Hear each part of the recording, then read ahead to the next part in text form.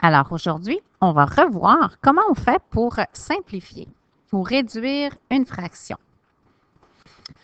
Pour commencer, on va essayer de voir pourquoi est-ce qu'on voudrait simplifier ou réduire une fraction. Alors, je t'ai mis quelques fractions ici. La toute première, si on regarde celle-ci, la fraction 6 neuvièmes.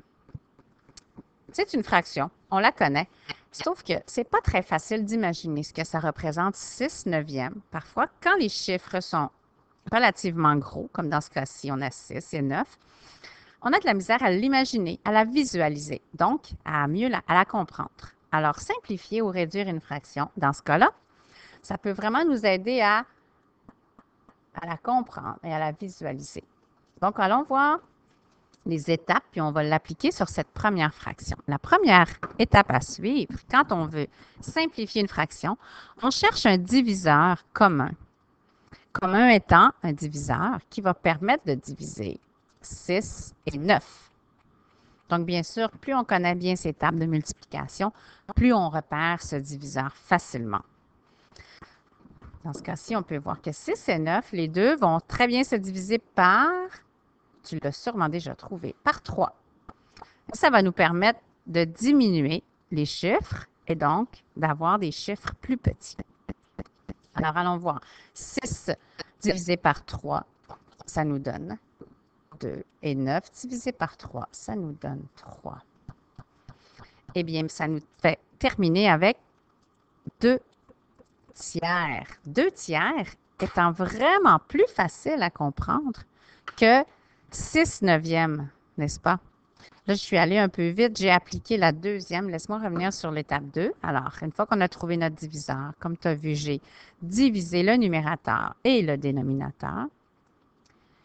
Et la troisième étape, on n'en a pas toujours besoin.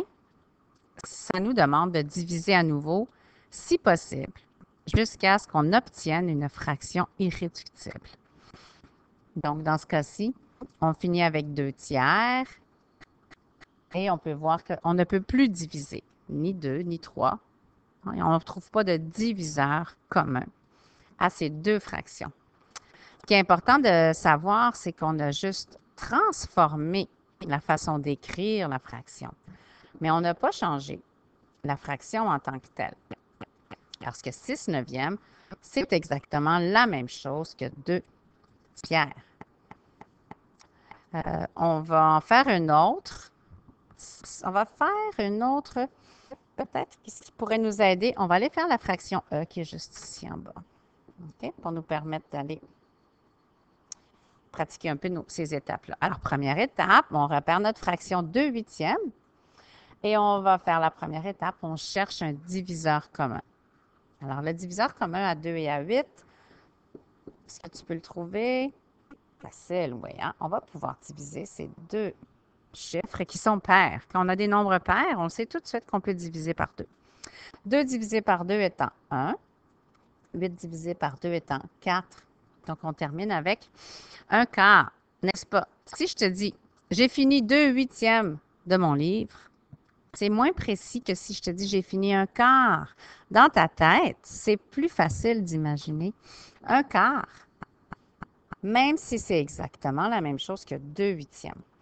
Alors, je te suggère d'aller pratiquer un peu tout ça. Mais pour te permettre, je vais essayer de faire ça rapidement. Alors, 6, je voulais t'amener à ce que je t'ai dit tout à l'heure. Oups, je ne veux pas des cercles, pardon. Je voulais donc t'amener à... Je t'ai dit que 6 neuvièmes, c'est la même chose que 2 tiers. Alors, c'est important. J'aimerais ça te montrer que c'est tout à fait vrai. Alors, on va regarder ici. 6 neuvièmes et 2 tiers. Alors, on va se mettre les deux fractions une à côté de l'autre. Alors, je vais faire ça rapidement, mais ici, si on a des neuvièmes, tu pardonneras un peu mes lignes qui sont faites rapidement. Alors, ici, on a un carré partagé en 9. Si j'ai donc 6 neuvièmes, 1, 2, 3, 4, 5 et 6. Alors qu'à côté, je peux avoir des tiers, n'est-ce pas? Parce qu'on a dit que 6 neuvièmes, c'est la même chose que 2 tiers. Est-ce que c'est vrai? Ça devrait être vrai. Parce que si ce n'est pas vrai, ça veut dire qu'on n'a pas bien réduit notre fraction.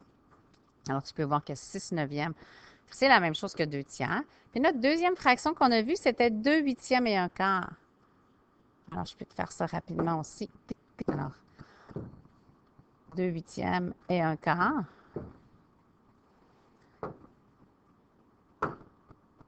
Oups. Ah, là voici. Alors, si on a des huitièmes ici, alors si on veut avoir, je vais partager en premier par en 2, en 4, puis alors 2 huitièmes, alors 1, 2 huitièmes, alors que de ce côté-ci, on aura donc un quart. Est-ce qu'on peut voir que c'est exactement la même chose? Ça devrait être la même chose. Ce sont des fractions qui sont équivalentes. On l'a juste écrit autrement. 6 neuvièmes est égal à 2 tiers, comme 2 huitièmes est égal à 1 quart. Alors voilà, j'espère que ça t'aide un peu à mieux saisir comment on fait pour réduire une fraction. Alors, bon travail!